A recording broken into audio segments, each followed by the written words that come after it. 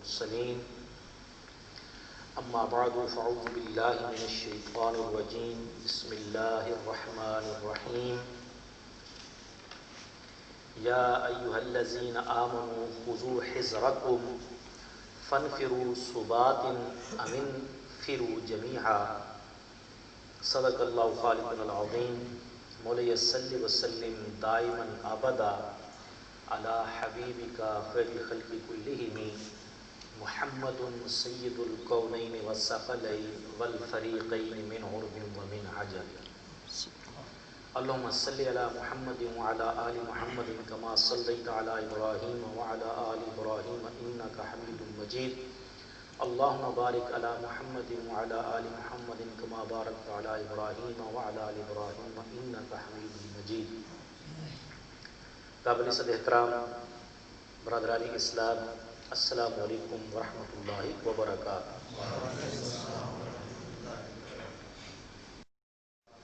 کروڑہ بار اللہ تعداد بار فضل و احسان اس کی مہربانی اور کرم نوازی ہے، اور حضور نبی اکرم صلی اللہ علیہ وآلہ وسلم کی رحمت خاصہ ہے کہ آج ہم ایک مرتبہ پھر برادر محمد رؤوف جمال صاحب کے زیر انتظام اور ان کے دوستوں کے تعاون خاص سے ماہانہ درس قرآن میں جامع ام القرآن میں جمع ہے. اللہ تعالیٰ سے سراپا نیاز و التجا ہو کہ ہمارا یہاں بیٹھنا بٹھانا سننا سنانا اپنی بارگاہ میں قبول و منظور فرمائے، اور جو کچھ ہم سنیں اور سنائیں اس پر عمل کرنے آگے پہنچانے کی توفیق عطا فرمائے، اور ہم سب کے لیے دنیا اور آخرت میں فلاح نجات اور کامیابی کا باعث ہے. اشارے کو آگے کو اندر لے آئے، یہاں بٹھائیں ساتھ،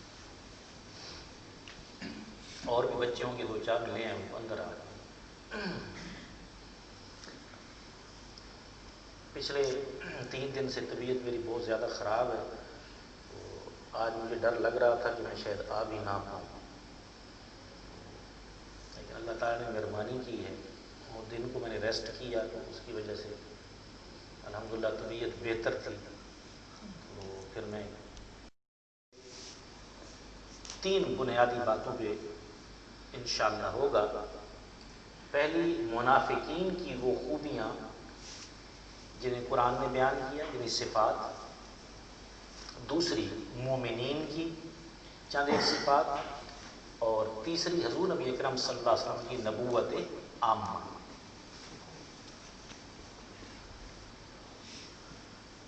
پارہ نمبر 5 کا آج ہمارا یہ دوسرا درس بنے گا. سورۃ النساء کی آیت نمبر 71 سے لے کر انشاءاللہ یہ تقریباً 80 تک درس قرآن بن جائے گا. پہلی جو منافقوں کی ایک خصلت اور منافقوں کی ایک صفت قرآن مجید نے بیان کی، حکم دیا مومنین کو اللہ کی راہ میں لڑنے کا، جہاد کا. جہاد باقاعدہ ایک الگ مضمون ہے، اس پہ پھر کبھی انشاءاللہ بات ہوگی جب آگے آئے گا. یہاں صرف تفسیر جو ہے مختصر ہوگی. تو اللہ تبارک و تعالیٰ کی ذات و برکات نے فرمایا، اے ایمان والو ہوشیار رہو، یعنی کبھی بھی دشمن سے غفلت مت برتو، ہمیشہ تیار رہو. کبھی بھی تمہارا دشمن تم پہ حملہ کر سکتا ہے، تو اپنے آپ کو تیار رکھو، ہوشیار رہو. اور وقت آ جائے جب تو پھر ٹولیاں بن کر یا سب مل کر اکٹھے نکلو اللہ تعالیٰ کی راہ میں. اور بے شک تم میں سے بعض ایسے بھی ہیں جو ضرور دیر لگائیں گے. کیا کریں گے؟ دیر لگائیں گے، سستی دکھائیں گے. اور اگر تمہیں کوئی تکلیف آ جائے، یعنی جو اللہ کی راہ میں لڑنے کے لیے گئے ہوئے ہیں انہیں کوئی تکلیف آ جائے، پریشانی آ جائے، تو کہیں گے جی اللہ کا بڑا احسان ہے میں بچ گیا ہوں. کیا کہیں گے؟ شکر ہے میں نہیں گیا. اب یہ سوچ دیکھیے گا اور پھر جناب آپ ذہن میں رکھیے تو آپ کو سارے ایمان اور نفاق کا کلیئر کٹ پتہ چل جائے گا۔ تو کہتے ہیں اللہ نے مجھ پر احسان کیا کہ میں ان کے ہمراہ جنگ میں حاضر نہیں تھا، شکر ہے اللہ کا۔ اللہ تعالیٰ کیا فرما رہا ہے آگے؟ فرمایا اور اگر تمہیں فتح مل جائے، مال غنیمت مل جائے، اللہ کا فضل مل جائے اللہ کی مہربانی سے، تو کہتے ہیں کہ جیسے نہیں تھی تمہارے درمیان اور اس کے درمیان کوئی دوستی، کاش میں بھی ہوتا ان کے ہمراہ تو حاصل کرتا بڑی کامیابی۔ یعنی اگر مسلمانوں کو فتح مل جائے، جب فتح ملتی تھی اس وقت تو مال غنیمت ملتا تھا، اب مال غنیمت میں حصہ ہوتا تھا تو اس وقت کہتے ہیں یہ مسلمانوں کو کامیابی مل گئی تو ان کو تکلیف ہو گئی۔ جب تکلیف ہوئی تو ایسے شروع میں تو ساتھ ساتھ تھے، جب دیکھا کہ اب مال میں ہمارا حصہ نہیں تو دوستی اور ناتا تعلق کیا کر دیا؟ ختم کر دیا۔ یہ منافقانہ طریقہ کار ہے۔ تو پہلی پہچان لڑائی فی سبیل اللہ میں نمبر 1 یہ دیر سے جاتی ہے، سستی کر دیں۔ دوسرا یہ مسلمانوں کی تکلیف کو اپنے لیے اللہ کا فضل سمجھتے ہیں، بھی اللہ نے ہمیں بچا لیا۔ اور تیسری بات کہ فتح کی صورت میں مسلمانوں کی فتح ان کو پریشان کرتی ہے کہ اب ہمیں مال غنیمت نہیں ملے گا۔ تو یہ طریقہ کار تھا منافقین کا۔ اب اللہ تبارک و تعالیٰ کی ذات و برکات فرما رہے ہیں کہ حقیقت میں بات یہ ہے کہ تم اللہ کی راہ میں نکلو نا تو اللہ کی راہ میں آنے والی مصیبت بھی تمہارے لیے اللہ کا فضل ہی ہے، اس کو اللہ معاف کرے تکلیف مت سمجھنا، وہ اللہ کا فضل ہی تمہیں مل رہا ہے کہ اللہ نے تمہیں اپنی راہ میں نکلنے کے لیے منتخب فرمایا ہے، یہ اس کی مہربانی ہے۔ آگے بڑی پیاری بات آ رہی ہے، اتنی پیاری بات ہے، فرمایا فَلْيُقَاتِلْ فِي سَبِيلِ اللَّهِ الَّذِينَ يَشْرُونَ الْحَيَاةَ الدُّنْيَا بِالْآخِرَةِ۔ بس چاہیے کہ وہ لوگ اللہ کی راہ میں لڑائی کریں جنہوں نے دنیا کی زندگی آخرت کے بدلے میں بیچ دی ہے، دنیا کی زندگی آخرت کے بدلے میں بیچ دی۔ ایک چیز میرے بھائی آپ نے بیچ دی تو اس پہ آپ کا اختیار رہا، کس کا اختیار ہو گیا؟ جس کو بیچ دی۔ اب وہ کوئی آپ سے پوچھے ہاں جی وہ چیز کدھر ہے، آپ کہیں گے میں نے تو فلاں کو بیچ دی۔ اب جس کو بیچ دی وہ جیسے چاہے استعمال کرے۔ اللہ فرما رہا ہے مومنوں نے اپنی جانیں مجھے بیچ دی ہیں۔ سبحان اللہ، اس سے بڑھ کر کو رحمت کا جان کس کی دی ہوئی ہے؟ حیرانی کی بات نہیں ہے، جان بھی دی ہوئی کس کی؟ اللہ کی، اور اللہ کہہ رہا ہے مجھے ہی بیچ دو، مجھے ہی بیچ دو۔ سبحان اللہ، کیا اللہ تعالیٰ کا پیار، کاش ہم اس جملے کو آج سمجھ جائیں۔ جان کس کی دی ہوئی ہے؟ اللہ کی، اور اللہ کیا کہہ رہا ہے مجھے بیچ دو۔ فرمایا اللہ کی راہ میں تو وہی جا کے لڑے گا، وہ کہے گا جان جب میری ہے ہی نہیں اور اللہ مانگ رہا ہے ہی اسی کی، مجھے واپس کرنے میں کیا مسئلہ ہے؟ وہ واپس کرے گا۔ ٹھیک ہے، فرمایا وَمَن يُقَاتِلْ فِي سَبِيلِ اللَّهِ فَيُقْتَلْ أَوْ يَغْلِبْ فَسَوْفَ نُؤْتِيهِ أَجْرًا عَظِيمًا۔ اللہ کی راہ میں جو کوئی لڑتا ہے بھلے ظاہری طور پہ جیت کر واپس آئے یا جان دے دے، دونوں صورتوں میں کامیاب ہے۔ اب فتح اور شکست کا فلسفہ سمجھ میں آ گیا۔ امام حسین قیامت تک کے لیے کامیاب ہے، کوئی ان کو ناکام کیوں؟ وہ جان دینے گئے تھے، دے دی، پیچھے نہیں ہٹے، تو وہ قیامت تک کامیاب رہے۔ تو یہ فلسفہ ہی نہیں ہے دین اسلام کا۔ قرآن کہہ رہا ہے اللہ تعالیٰ کے فیقتل، اگر شہید کر دیے جاؤ، او یغلب، جب فتح پا کے غازی بن کے آؤ، فسوف نؤتیہ اجرا عظیما، میں نے دونوں صورتوں میں تمہیں اجر عظیم عطا فرمانا۔ تو اب اللہ تبارک و تعالیٰ کی ذات و برکات نے فرمایا جو لوگ دنیاوی مال و دولت چاہتے ہیں، جاہ و جلال چاہتے ہیں، کسی اور منڈی کا رخ کریں۔ مسلمانوں کے ساتھ رہنا ہے تو انہوں نے تو ویسے ہی زندگی بیچی ہوئی ہے، زندگی بیچی ہوئی ہے۔ تو ہر شخص جو بندہ مومن ہے وہ ہر حالت میں کامیاب ہے، چاہے سلامتی سے گھر واپس آئے اور غازی کہلائے، اور چاہے میدان جنگ میں جامع شہادت میں۔ اب برادران اسلام، اللہ تبارک و تعالیٰ کے پیارے حبیب صلی اللہ علیہ وسلم کو حکم ہوا مکہ میں جو ظلم و ستم ہو رہا تھا، آپ ہجرت فرما گئے تو جو چند مسلمان وہاں بچ گئے تھے ظلم و ستم کا شکار تھے، تو پہلے اللہ تعالیٰ نے ایک وقت تک حکمتاً جہاد کا حکم نہیں فرمایا، پھر بعد میں حکم دیا۔ اس بارے میں قرآن مجید نے فرمایا کہ جب تمہارے مسلمان بھائیوں پر جہاں کہیں بھی ظلم ہو رہا ہے ان کو ظلم سے بچانے کے لیے تم جاؤ، ظلم سے بچانے کے لیے، یہ خلیفہ اسلام کی یا اس وقت کا جو حکمران ہوتا ہے اس کی ذمہ داری ہے۔ الگ الگ پرسنل ٹولیوں کی شکل میں کوئی یہ کام نہیں کر سکتا ہے، یہ انشاءاللہ پھر میں کبھی تفصیل میں بیان کروں گا۔ اور پھر اسلام کی جو جنگ ہوتی ہے، اسلام کی جنگ اور دوسرے لوگوں کی جنگوں میں زمین آسمان کا فرق ہے۔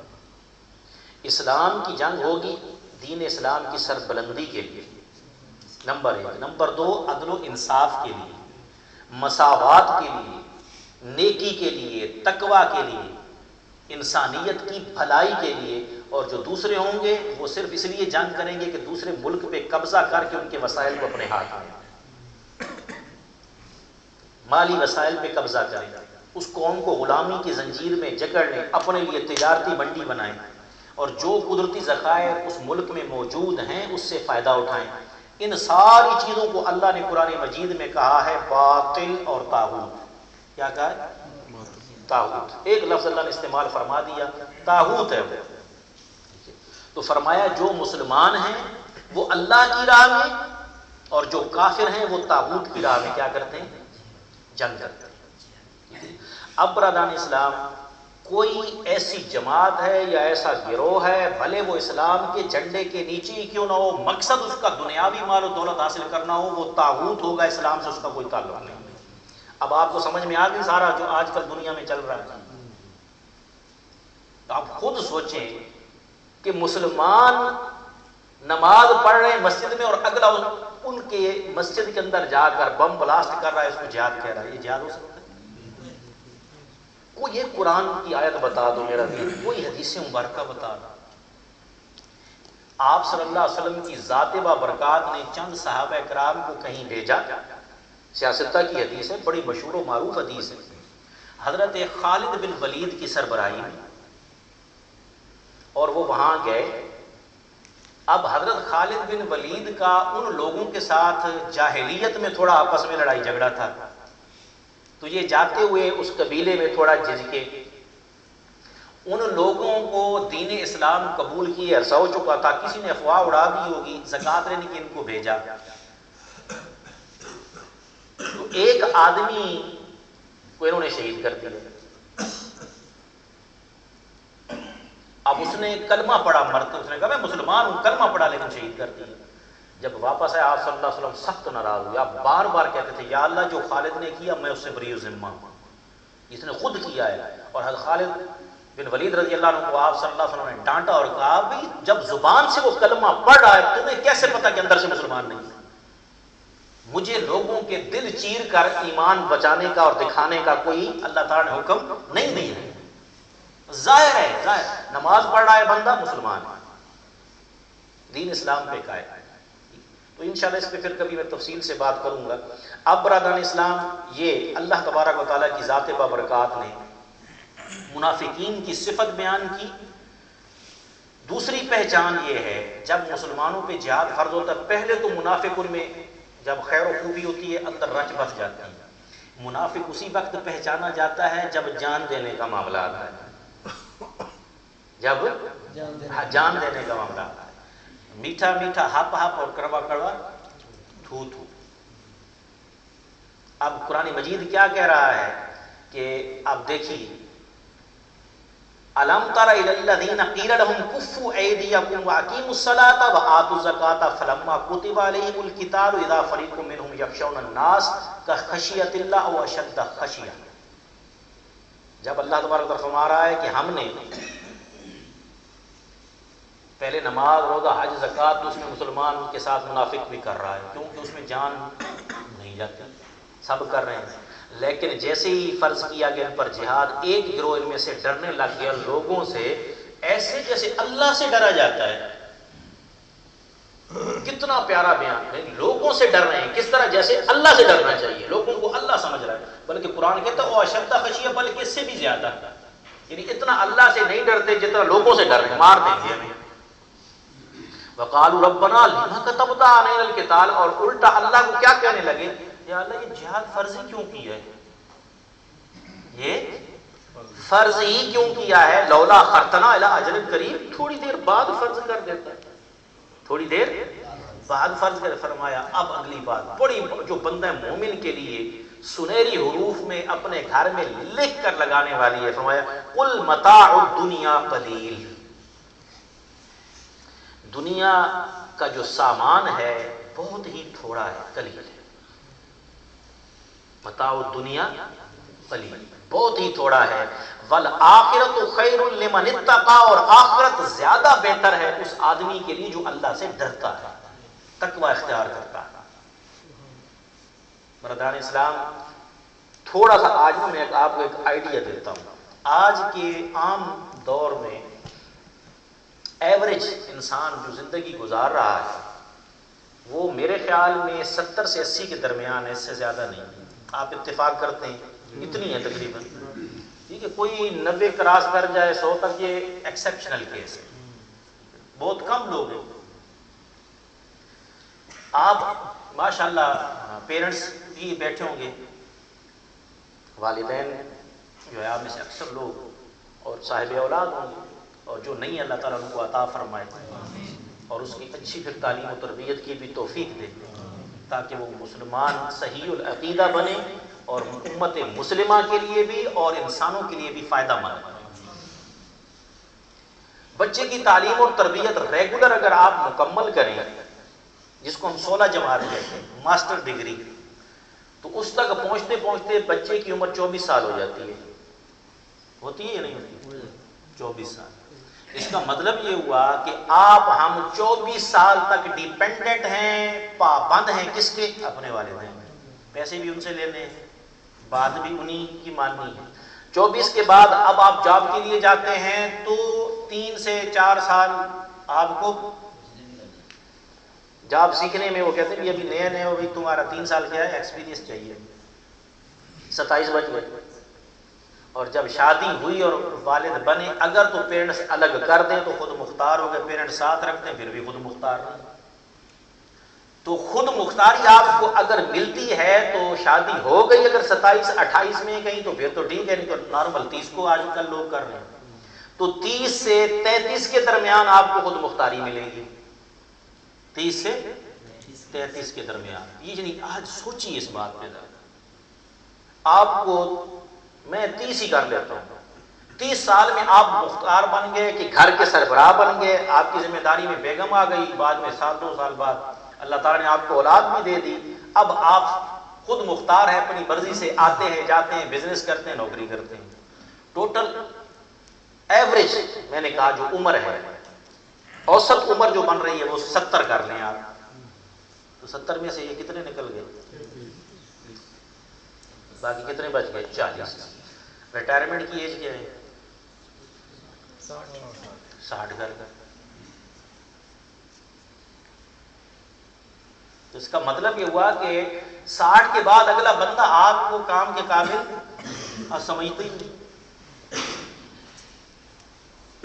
تو 70 میں سے 10 اور نکل گئے تو کتنے بچ گئے؟ 30.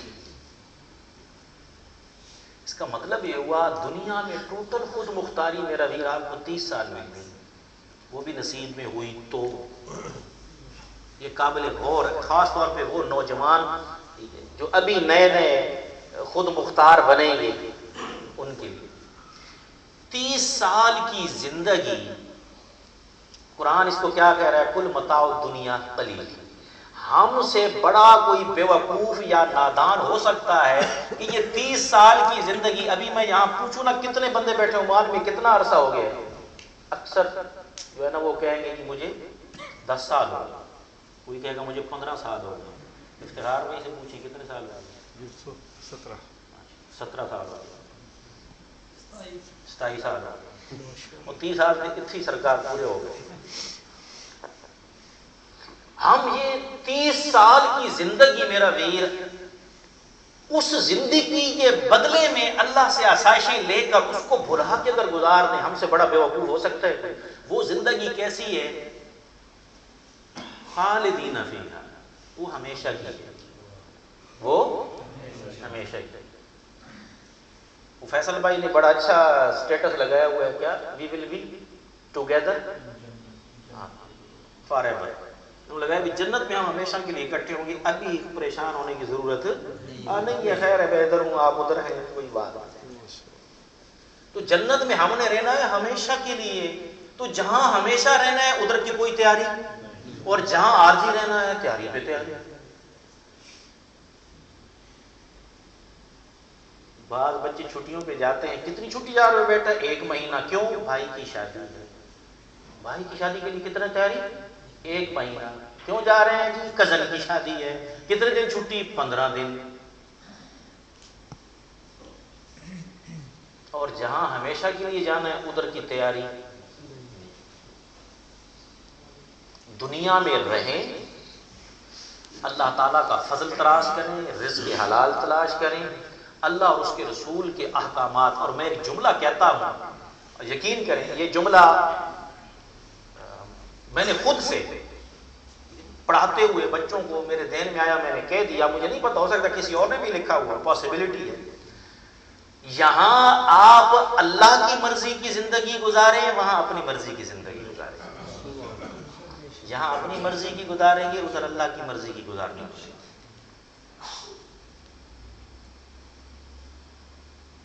تو قرآن کہہ رہا ہے، ٹھیک ہے؟ اب اس پہ حدیث مبارکہ سنیے، میرے آقا کریم رؤوف رحیم رحمۃ اللہ علیہ شفیع المذنبین نے کتنی پیاری، صلی اللہ علیہ وسلم کتنی پیاری بات ارشاد فرمائی۔ فرمایا اس دنیا کی مثال اور میری مثال یوں سمجھو کہ کوئی سوار ہے، مسافر ہے، راستے میں کسی درخت کے نیچے دوپہر کے وقت آرام کرنے کے لیے ٹھہرتا ہے، پھر اپنی منزل کی طرف چلا جاتا ہے۔ یہ حضور صلی اللہ علیہ وسلم فرما رہے ہیں، یہ میری مثال ہے اس دنیا میں۔ یعنی میں دنیا میں کتنا عرصہ ٹھہرا ہوں؟ دوپہر کے وقت جو آرام ہوں، کتنا ہوتا ہے؟ 1 گھنٹہ۔ یہ آپ صلی اللہ علیہ وسلم ارشاد فرما رہے ہیں، آپ کی ظاہری حیات مبارکہ کتنی ہے؟ 63۔ تو آپ فرما رہے ہیں یہ میرے 63 برس، یوں سمجھ لو کہ 1 گھنٹہ میں گزار کے جا رہا ہوں۔ آپ یقین کیجئے وقت گزرنے کا کوئی پتہ نہیں چلتا، سال پہ سال گزرتا جائے گا۔ کہیں ایسا نہ ہو میرے بھائی کہ فرشتہ اجل آ جائے اور اس وقت آپ کہیں مہلت دے دو، پھر مہلت نہیں ملتی۔ اور قرآن کہہ رہا ہے اینما تکونوا یدرککم الموت ولو کنتم فی بروج مشیدہ، موت سے فرار ممکن ہی نہیں۔ اللہ تعالیٰ فرما رہا ہے تم جہاں کہیں بھی ہوگے موت تمہیں آئے گی، اگرچہ تم بڑے بڑے مضبوط قلعوں کے اندر بھی اپنے آپ کو محفوظ کر کے بٹھاتا، پھر بھی موت نے آنا۔ 7 فصیلیں بنا کے اس کے اندر اپنا کمرہ بنا کے بیٹھ جاؤ، موت پھر بھی ادھر آ جائے گی۔ تو بجائے اس کے کہ جو چیز آنی ہے آپ کو پتہ ہے، کنفرم ہے، پکی ہے، تو پھر عقل مندی اسی میں کہ اس کے لیے تیاری کی جائے، اس کے لیے تیاری کی جائے، وقت نکالا جائے۔ اگر ہم وقت نہیں نکالتے، تیاری نہیں کرتے، ہمیں پتہ ہے، تو ہم سے بڑا غافل کوئی نہیں۔ تو یہ بات۔ دوسری بات، منافقین کا طریقہ کار کیا تھا؟ منافقین کو جب بھی کوئی اچھائی پہنچتی تھی، یہ ایک بڑی آج امپورٹنٹ بات میں عقیدے کے حوالے سے بتاؤں گا قرآن کی روشنی میں۔ قرآن کہہ رہا ہے وَإِن تُصِبْهُمْ حَسَنَةٌ يَقُولُوا هَٰذِهِ مِنْ عِندِ اللَّهِ، جب انہیں کوئی بھلائی پہنچے تو کہتے ہیں یہ اللہ کی طرف سے ہے۔ کس کی طرف سے ہے؟ یہ اس وقت کے منافق کی بات ہو رہی ہے جو حضور صلی اللہ علیہ وسلم کے زمانے میں موجود ہے۔ کوئی بھی بھلائی پہنچتی تو کیا کہتا؟ کدھر سے آئی ہے؟ اللہ کی طرف سے۔ بیچ میں سے کس کو نکالا اس نے؟ بولیے، حضور صلی اللہ علیہ وسلم کو نکال دیا. یہ قرآن کہہ رہا ہے ان کی بات. وَإِن تُصِبْهُمْ سَيِّئَةٌ يَقُولُوا هَٰذِهِ مِنْ عِندِكَ. اور جب کوئی برائی آتی تھی کہتے تھے یہ نبی کی وجہ سے آئی. معاذ اللہ معاذ اللہ. دیکھا آپ نے, یہ منافق کا طریقہ ہے کہ جب کوئی اچھائی آئے گی تو کہے گا یہ تو اللہ نے دی ہے, اس میں تمہارا کیا کردار ہے. شان نبوت اور رسالت کو گھٹانا اور نبوت پر اعتراض کرنا یہ کس کا شیوا ہے؟ منافقین کا شیوا ہے.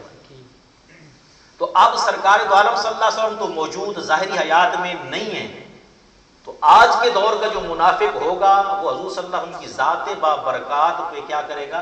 اعتراض کرے گا, تنقیص. اب انشاءاللہ بات آ جائے گی, کھل کے آ جائے گی, کلیئر کٹ بات آ جائے گی. ہم اہل سنت و جماعت کیوں کہتے ہیں کہ ادب رسالت پہلی چیز ہے, اطاعت رسالت دوسری چیز ہے. ادب پہلی چیز. کوئی آدمی آپ کی بات تو مانتا ہے لیکن ادب نہیں کرتا, اللہ معاف کرے, بد زبانی بد کلامی کر کے کرتا ہے, آپ اس سے راضی نہیں. ٹھیک ہے کام تو کرتا ہے لیکن بدتمیز آدمی ہے, کہیں گے یا نہیں کہیں گے. لیکن ایک آدمی ہے کام میں سستی کرتا ہے, ادب بہت کرتا ہے, آپ کا کوئی بات نہیں, ادب کرتا ہے تھوڑا بہت, ایسی بات ہے یا نہیں؟ ہمارا زور اسی پر ہے. محبت پہلے حاصل کرو, اطاعت خود بخود آ جائے. اور وہ اطاعت کا مزہ ہی کچھ اور ہوگا, آپ سرور میں ہو کے کریں گے. آپ اس کو اطاعت کو عادت بنا لیں. کیا کریں گے؟ عادت. اب سنیے, کل من عند اللہ, یہ اللہ اصول دے رہا ہے, قانون دے رہا ہے. پیارے حبیب ان سے کہ سب اللہ کی طرف سے ہے, سب اللہ کی طرف سے. مطلب کہ حقیقت میں جو اچھائی ہے یا برائی ہے اللہ کی طرف سے ہی. کیا کہتے ہیں؟ فَمَا لِهَٰؤُلَاءِ الْقَوْمِ لَا يَكَادُونَ يَفْقَهُونَ حَدِيثًا. لیکن اس قوم کو کیا ہو گیا ہے, اس بات کو یہ سمجھنے کے قریب ہی نہیں جاتی. یعنی اصل تو ہر چیز کا خالق کون ہے؟ اللہ ہی. تو بنی نوع انسان کو بتایا یہ طریقہ. اب ان منافقوں کا طریقہ کیا تھا کہ حضور نبی اکرم صلی اللہ علیہ وسلم کی ذات و برکات کو جنگ میں فتح حاصل ہوتی تو کہتے یہ اللہ نے دی ہے, اس میں کوئی نبی کا کمال ہے. اور جب شکست ہوتی کہتے اس نبی نے معاذ اللہ میں مروایا. اور قرآن میں ایسی ایسی باتیں کرتے تھے. کیا کہتے تھے؟ کہتے جی وقت آئے گا ہم مدینے میں جائیں گے, وہاں سے جو بے عزت ہیں نا لوگ, ان کو ہم نکال دیں گے اور عزت والے رہیں گے. خود کو کہتے تھے ہم عزت والے. تو آپ صلی اللہ علیہ وسلم کی ذات بابرکات پر سارا الزام دھرتے ہیں. اللہ کیا کہہ رہا ہے, یہ ذرا جملہ سنیں, کل من عند اللہ. یہ میرے نبی پہ الزام مت دو, کرنے والا تو میں ہوں. مطلب نبی پہ الزام دیتے ہو, الزام جاتا کدھر ہے؟ اللہ پہ جاتا ہے. رسول کس کے ہیں؟ اللہ کے. کاش یہ بات لوگوں کو سمجھ میں آ جائے. جب میں یہ کہوں گا اللہ تعالیٰ مجھے اس چیز کی اجازت نہ دے سمجھانے کے لیے کہوں گا, جب میں یہ کہوں گا کہ حضور صلی اللہ علیہ وسلم کو تو یہ بھی پتہ نہیں ہے کہ ان کے گھر کی حالت کیا ہے, معاذ اللہ ثم معاذ اللہ, تو اعتراض کس پہ جائے گا؟ اللہ پہ. کہ اللہ نے نبی کو اتنا بے خبر رکھا ہوا ہے, اس کو گھر کی ہی خبر نہیں ہے, اور دی پوری امت, دے دی پوری امت.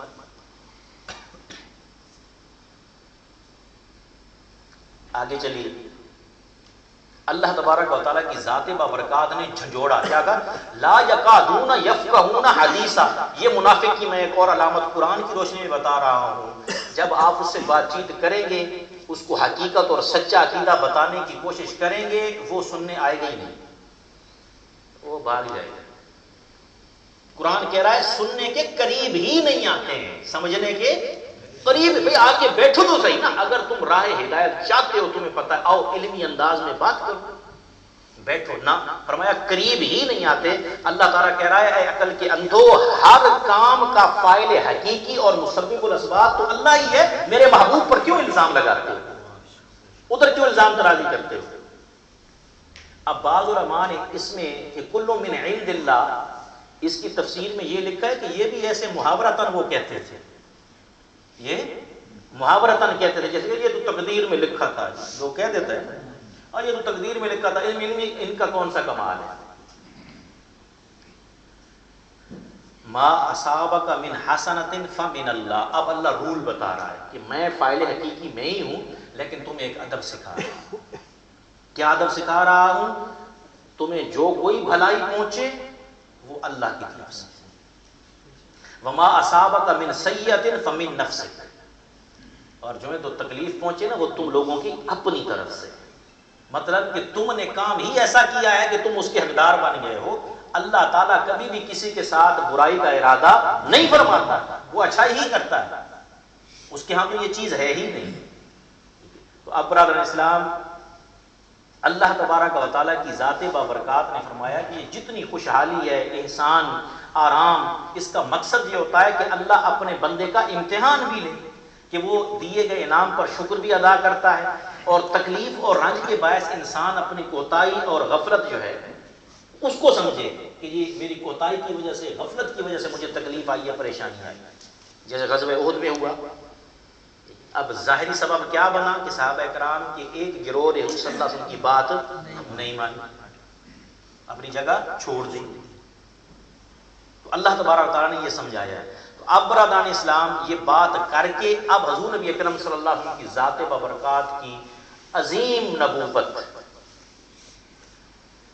وسیع نبوت اور رسالت، اس کا بیان فرمایا وَأَرْسَلْنَاكَ لِلنَّاسِ رَسُولًا، اے پیارے حبیب ہم نے آپ صلی اللہ علیہ وآلہ وسلم کو تمام لوگوں کی طرف رسول بنا کے بھیجا ہے، تمام لوگوں کا۔ اب کوئی مانے یا نہ مانے حضور سب کے رسول ہیں، جیسے کوئی مانے یا نہ مانے رب سب کا اللہ ہی ہے، کوئی مانے یا نہ مانے رب سب کا اللہ ہی ہے، کوئی مانے یا نہ مانے رسول سب کے محمد مصطفیٰ صلی اللہ علیہ وسلم۔ تو فرمایا بھیجا ہے، آگے کیا فرمایا وَقَفَا بِاللَّهِ شَهِيدًا، یہ یقین کریں میں پڑھ رہا تھا اور اس آیت پہ اور میں ایسا ذوق لے رہا تھا، وہی ذوق آپ بھی لیجئے۔ اللہ کہہ رہے ہیں پیارے حبیب آپ کی رسالت کی کوئی گواہی دے نہ دے، میں گواہی دیتا ہوں۔ سبحان اللہ، رسالت کی میں گواہی، کون گواہی دے رہا ہے؟ اللہ، میں گواہی دے رہا ہوں نا پیارے تو میرا رسول ہے۔ اب بات کہ آپ صلی اللہ علیہ وسلم کی ذات بابرکات نے فرمایا سوائے جن اور انسان کے مجھے اور کوئی نہیں جھٹلاتا، اللہ کی پوری مخلوقات میں سے ہر ایک کو پتا ہے میں اللہ کا سچا رسول ہوں۔ فرمایا صرف یہ دو ہیں، جن اور انسان، ان میں جھٹلانے والے ہیں، باقی کوئی جھٹلانے والا نہیں ہے۔ اس میں بھی سرکار کے دل میں تھی کیوں مجھے جھٹلاتے جب میں اللہ کا سچا رسول ہوں؟ رب نے پیارے ان کی گواہی کی ضرورت، تیرا گواہ اللہ ہے۔ تو سبحان اللہ، ذرا انتظام دیکھیں، سرکار کہتے ہیں لا الہ الا اللہ، اللہ کہتا ہے محمد رسول اللہ، مولا تو ایک ہے سب کو بتا رہا ہوں، اللہ کہتا ہے پیارے تو میرا رسول ہے میں سب کو بتا رہا ہوں۔ وَقَفَا بِاللَّهِ شَهِيدًا، پیارے اللہ تمہارے لیے گواہ کافی ہے۔ جب اللہ آپ کی رسالت کی گواہی دے رہا ہے کسی اور کو گواہ بنانے کی ضرورت نہیں، اتنا بڑا گواہ۔ اور اللہ کی ذات پہ کون گواہ؟ ہمارے نبی صلی اللہ علیہ وسلم۔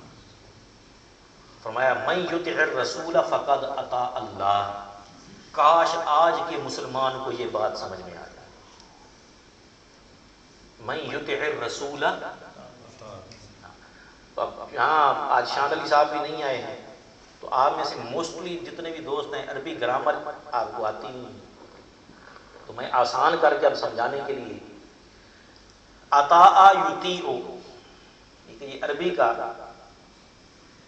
فعل ہے، اس میں پھر یطیع سے یطع، کیونکہ من پہلے آ گیا ہے، اس کا ترجمہ یہ ہے، عربی کا اسلوب ہے زبان کا کہ اس کے لیے حال اور مستقبل کے لیے ایک ہی لفظ استعمال ہوتا ہے، یہ الگ زمانہ نہیں ہے۔ ہمارے ہاں تو اردو میں ہے یا انگلش میں ہے نا، تو پاسٹ الگ ہے، پریزنٹ الگ ہے، فیوچر الگ ہے، یہ پاسٹ ان کا الگ ہے اور پھر فیوچر اور پریزنٹ ایک میں ہی ہے۔ کیوں؟ اس لیے کہ پریزنٹ تو ہے ہی نہیں۔ آپ دیکھیں نا گھڑی رکھی آپ، ایک سیکنڈ پاسٹ آگے پھر پریزنٹ ہو گیا، ٹھیک ہے، اور پریزنٹ جیسے ہی گیا پھر فیوچر آ گیا، تو یا تو ماضی ہوتا ہے یا مستقبل، حال تو بس ایک گھڑی ہے ایسے ٹک سے ہو کے گزر گئی۔ تو عربی زبان کی یہ جامعیت ہے۔ تو قرآن کا ترجمہ جب یہ یطع اس طرح کے لفظ آئیں گے، اس کا دو معنی کریں گے، کرتا ہے کرے گا، کرتا ہے کرے گا۔ سوتا ہے سوئے گا، کھاتا ہے کھائے گا۔ قرآن کہہ رہا ہے من یطع الرسول، جو اللہ کے رسول کی اطاعت کرتا ہے اور کرے گا۔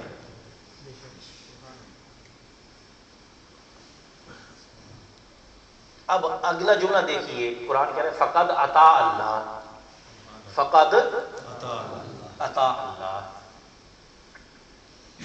اب ہونا تو یہ چاہیے تھا من یطع الرسول فقد یطع اللہ، نہ یہ نہیں، جو اطاعت کرتا ہے اللہ کے رسول کی یا کرے گا اس نے اللہ کی اطاعت کر لی، اس نے اللہ کی اطاعت کر لی۔ کاش یہ بات ہمارے ان دوستوں کو سمجھ میں آ جائے کہ جو اپنے محافل میں اپنی دعوت و تبلیغ میں صرف اللہ اللہ کہتے تھکتے ہوئے، اللہ نے قانون دیا ہے اطاعت کس کی کرنی ہے؟ رسول کی۔ اس لیے کہ اللہ کی اطاعت ہم کیسے کریں گے جب تک رسول کی اطاعت نہیں ہوتی؟ قرآن کہہ رہا ہے جو کوئی رسول کی اطاعت کرتا ہے یا کرے گا اس نے اللہ کی اطاعت کر لی۔ سمجھانے کے لیے جملہ کہہ رہا ہوں، جو رسول کی اطاعت کر لے خود بخود اللہ کی اطاعت ہو جائے، جو رسول کو مان لے خود بخود اللہ کو مان لے۔ یعنی ادھر آپ نے حضور صلی اللہ علیہ وسلم کو مانا، ادھر سے اللہ خود بخود آپ سے مان لیا گیا۔ من یطع الرسول فقد اطاع اللہ ومن تولى فما ارسلناک علیہم حفیظا۔ اب یہاں پر پھر صرف ذات مصطفیٰ صلی اللہ علیہ وسلم کی بات کی، تو اے حبیب صلی اللہ علیہ وسلم، جس نے منہ پھیر لیا آپ کی اطاعت سے، منہ پھیر لیا آپ کی اطاعت سے، فرمایا پھر آپ نے اس کی کوئی حفاظت اور نگرانی نہیں کرنی، پھیر لیا تو جاتا رہے۔ یہ نہیں کہا کہ جس نے مجھ سے منہ پھیر لیا، کیا حبیب آپ سے منہ پھیر لیا؟ تو فرمایا کھول کر اللہ کا مطیع وہی ہے جو رسول کا مطیع۔ کوئی لاکھ دعویٰ کرے اطاعت الہی کا، اتباع قرآن کا، وہ جھوٹا ہے جب تک حضور صلی اللہ علیہ وسلم کی سنت پہ نہیں چلتا، حضور کی سنت پہ نہیں چلتا۔ یہ قرآن کا اسلوب ہے، قرآن کا بیان ہے برادران اسلام۔ اب یہ بات سورۃ المنافقون اٹھا کے دیکھ لیں، قرآن مجید فرماتا ہے جب ان کو کہا جاتا ہے منافقوں کو کہ آؤ تعالوا الی ما انزل اللہ و الی الرسول، اس کی طرف آؤ جو نازل کیا ہے اللہ نے اور اس کے رسول نے۔ کس کی طرف آؤ؟ جو اللہ نے نازل کیا ہے اور اس کے رسول کی طرف آؤ، یعنی قرآن اور رسول کی طرف آؤ، دونوں کا بیان کیا جاتا ہے۔ تو اللہ تبارک و تعالیٰ فرماتا ہے لبوا رؤوسہم وَيَصُدُّونَ عَنْكَ صُدُودًا، قرآن کی طرف آ جاتے ہیں، قرآن کی بات کرتے ہیں۔ پیارے حبیب جب آپ کی طرف بلانے کی بات آتی ہے سر ہلا کے واپس چلے جاتے ہیں۔ وَيَصُدُّونَ عَنْكَ صُدُودًا، آپ کی طرف آتے ہی نہیں ہیں، اپنے آپ کو روک دیتے ہیں، اپنے آپ کو روک دیتے ہیں۔ حضور نبی اکرم صلی اللہ علیہ وآلہ وسلم کی ذات بابرکات ہی کیا ہے ہمارے لیے؟ مدار ایمان ہے، محور ایمان ہے۔ جب تک ہم اس پہ نہیں رہیں گے اس وقت تک ہمارے ایمان کی تکمیل نہیں ہو سکتی برادران اسلام، مکمل نہیں ہو سکتا۔ تو یہ تو چند صفات ہیں، آگے پھر پوری کی پوری پھر آگے صورت جا رہی ہے، سارے کا سارا آئے گا۔ میں اسی چیز کو سمیٹ کے اسی پہ میں اختتام کروں گا۔ جو بات بتائی، منافقین ہمیشہ اس اسلام پہ رہیں گے جو میٹھا میٹھا ہے۔ جہاں کہیں اللہ کی راہ میں پریشانی آ گئی، تھوڑی تکلیف آ گئی تو اللہ معاف کرے وہاں گلہ اور شکوہ شروع ہو جاتا ہے، الزام آ جاتا ہے۔ اس لیے ایسے رویے سے ہرگز اپنے آپ کو بالکل قریب نہیں کرنا۔ یہ ویسے ہی ہے کہ سال کے 11 مہینے کھاتے ہیں پیتے ہیں، ایک مہینہ رمضان کا بھاری پڑ جاتا ہے۔ 11 مہینے کھا رہے ہو، کوئی پابندی نہیں ہے۔ اگر 11 مہینے آرام سے 24 گھنٹے کھانے کی چھٹی ہے، اگر رمضان میں کوئی 14 گھنٹے یا 12 گھنٹے یا 16 گھنٹے اللہ نے کہا بھی نہیں تو وہ بھی فائدہ تمہارا ہے، تو رک جاؤ۔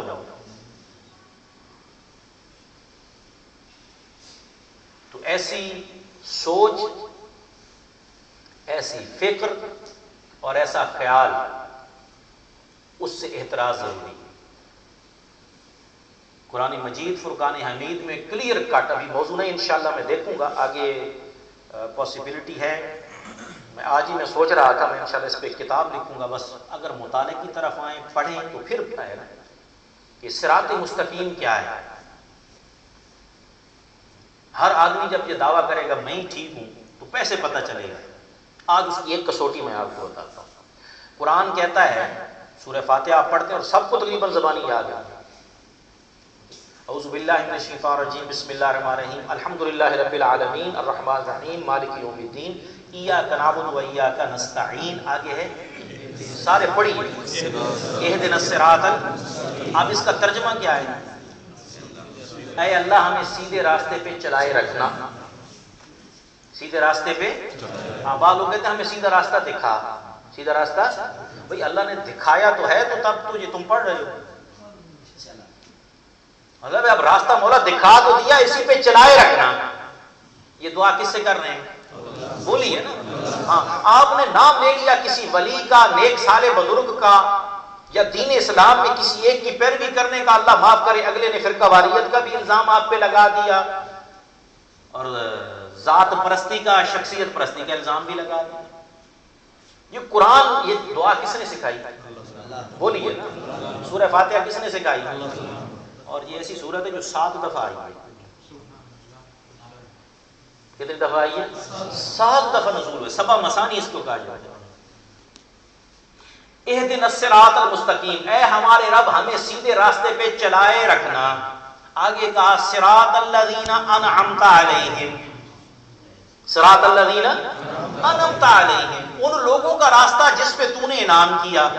راستہ اللہ کا مانگا تھا، اللہ نے کس کے پیچھے لگایا؟ لوگوں کے پیچھے۔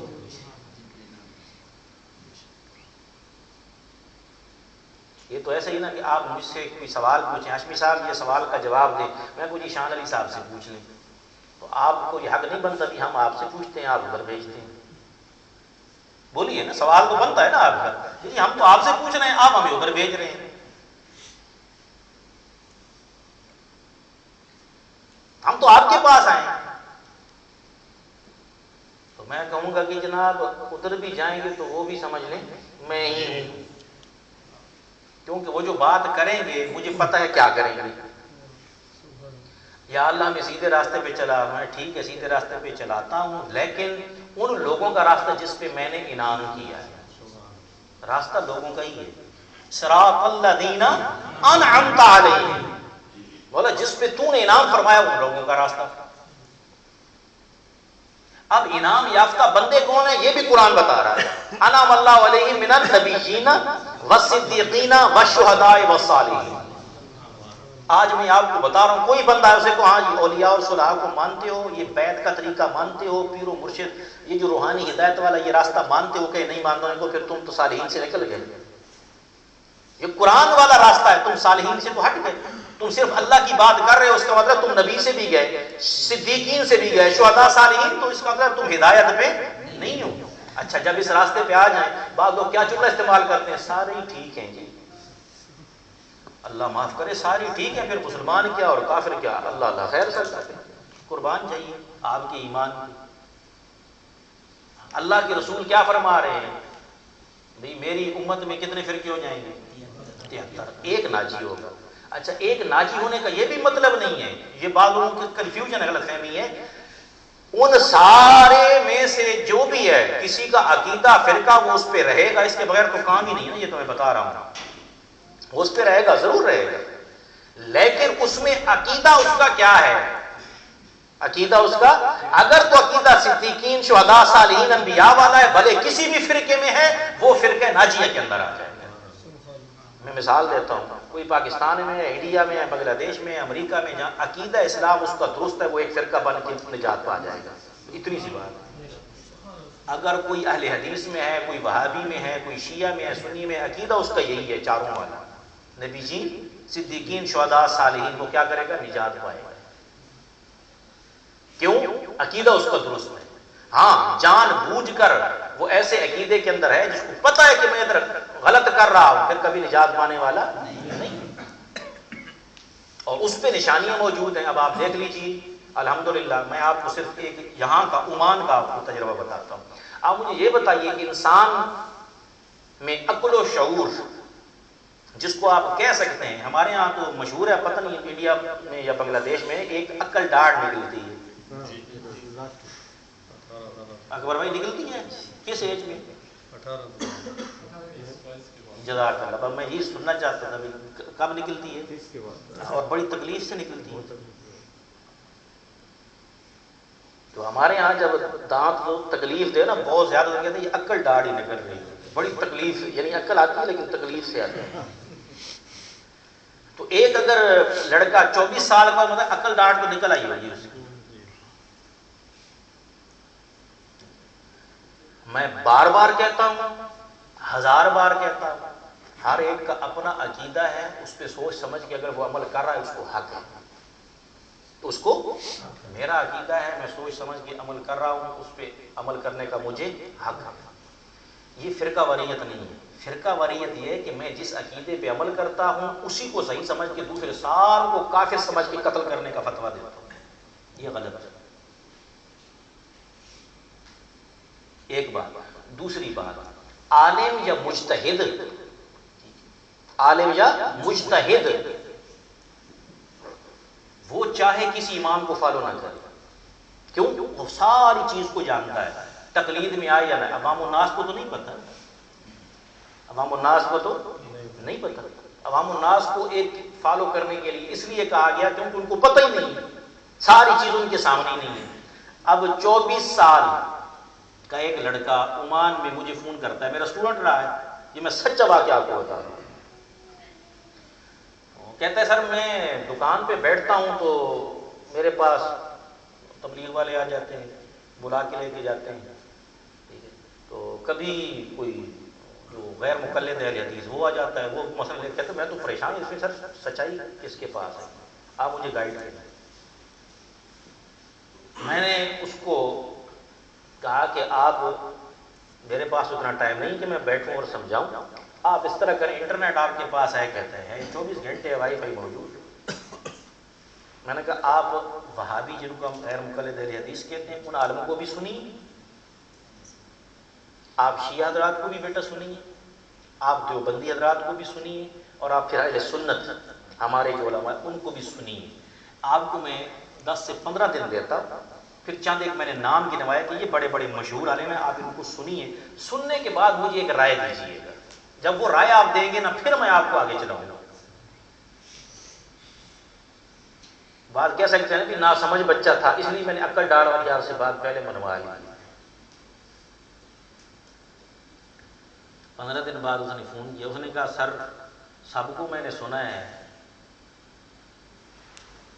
ساروں کو سنا ہے، ہر بندہ کہیں نہ کہیں ڈنڈی مارتا سوائے سنی ہوں گے.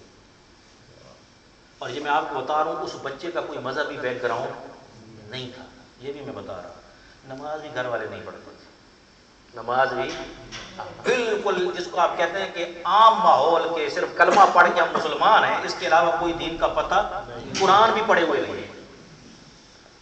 میں نے کہا کیسے؟ انہوں نے کہا کہ جی اب میں اشارہ کر رہا ہوں بس. انہوں نے کہا سر کسی کو میں نے سنا ہے تو وہاں ولیوں کی گستاخی ہے، کسی کو سنا ہے تو وہاں صحابہ کی گستاخی ہے، کسی کو سنا ہے تو اہل بیت کی گستاخی ہے، کسی کو سنا ہے تو رسول کی گستاخی ہے. اور سر نام لیتے ہیں تو ایسے بے ادبی سے نام لیتے ہیں کہ جیسے کوئی عام دوست ہے ان کے ساتھ. یہ وہ بول رہا ہے بچہ. اور کہتے ہیں سر کہ اہل سنت کو سنا ہے، ان میں سے جب حضور کا نام لیتے ہیں تو ایسے محبت سے لیتے ہیں کہ پتہ چلتا ہے یار احترام کر رہا ہے. اگر اہل بیت کا نام لیتا ہے تو پتہ، اور کہتے ہیں دن بھی منا رہے ہیں. کہتے ہیں سر کہ اب مجھے سمجھ میں آ گئی، اب آپ مجھے چھوڑ دیں میں خود ریسرچ کروں گا. آپ یقین کیجئے اس کے بعد 1 سے 2 مہینے وہ خود ریسرچ کرنے کا. سر میں تو کتابیں اب لکھ سکتا ہوں. یہ ہدایت ہوتی ہے. یہ کیا ہوتی ہے؟ ہدایت. تو ایک بندہ اب اس کے بعد نا وہ بیٹھ گیا، اس میں نے کہا بیٹا بہت اچھا کیا، آپ مطالعہ کریں، اس طرح پڑھیں. تو پھر اس نے جناب شغف بنا لیا، جب بھی فارغ ٹائم ہو انٹرنیٹ پہ اور واٹس ایپ گروپ میں جناب وہ اگلوں کو جناب بحث کرے، اور جب جیت جائے تو پھر میری طرف بھیجے سر کہ میں نے فلاں آج کو ہرا دیا. میں نے کہا بیٹا فضول کام ہے. ہاں کوئی آپ سے صحیح واقعی ہدایت کا طالب ہو کے سوال جواب کرتا ہے اس پہ ٹائم لگائیے، باقی کوئی فائدہ نہیں. ہمیں بڑا تجربہ ہے اس چیز کا. آپ کا وقت ضائع ہے، آپ اس طرف مت گئیے. 3-4 مہینے بعد کہتے سر میں نے فیس بک اکاؤنٹ بھی ڈیلیٹ کر دیے ہیں. فائدہ اب کوئی نہیں، بات مانتی نہیں. جب ماننی نہیں ہے تو کہتے قرآن کی آیت کا انکار کر دیتے ہیں، ان کو کیا میں سمجھاؤں. میں نے کہا یہی میں آپ سے کہہ رہا تھا، آپ اپنی اصلاح رکھیے. ٹھیک ہے، کوئی لیتا ہے اصلاح اس کو سمجھائیے بھی دیکھو قرآن کی آیت ہے.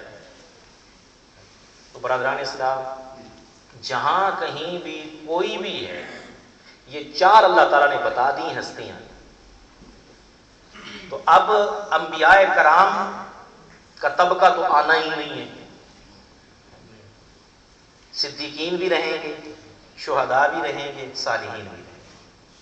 الحمدللہ اللہ کا لاکھ لاکھ شکر ہے، ہم صالحین کا دامن تھامے ہوئے ہیں، ہم شہداء کا دامن تھامے ہوئے ہیں، ہم صدیق کا دامن تھامے ہوئے ہیں. اس پہ رہیں گے. اور اگلی بڑی امپورٹنٹ بات، بعض لوگ کہتے ہیں ٹھیک ہے جی ادھر بھی جائیں ہر جگہ بیٹھے. میں قرآن سے سورہ فاتحہ سے آپ کو بتا رہا ہوں. قرآن کہتا ہے غیر المغضوب علیہم. جب سیدھے راستے پہ یہ 4 بندوں کے راستے پہ آ جانا پھر دوسرے پہ مت جانا. غیر المغضوب علیہم، ان لوگوں کے راستے پہ نہیں جانا جن پہ میں ناراض ہوتا ہوں. ولا الضالین، نہ گمراہوں کی طرف. یہ کیسے ہو سکتا ہے ایک بندہ گمراہ کے ساتھ بھی ہو اور ساتھ ہدایت والے کے ساتھ؟ یہ پاسبل ہی نہیں ہے. میں مسکت بھی جا رہا ہوں اور سہار بھی جا رہا ہوں. یہ کیسے ہو سکتا ہے؟ ایک ٹائم میں یا میں مسکت جاؤں گا یا میں سہار جاؤں گا. جہاں کہیں بھی برادران اسلام، الحمدللہ 16 سال سے آپ مجھے بھی سن رہے ہیں. ٹھیک ہے، میرے استاد شیخ الاسلام ڈاکٹر محمد طاہر القادری کو بھی سنی. ٹھیک ہے، اور اہل سنت کے جتنے ہمارے علماء ان کو بھی سنیے. اللہ معاف کرے، کہیں کوئی ایک جملہ بھی گستاخی کا نظر آ جائے نا مجھے بتائیے. نظر نہیں آئے گا.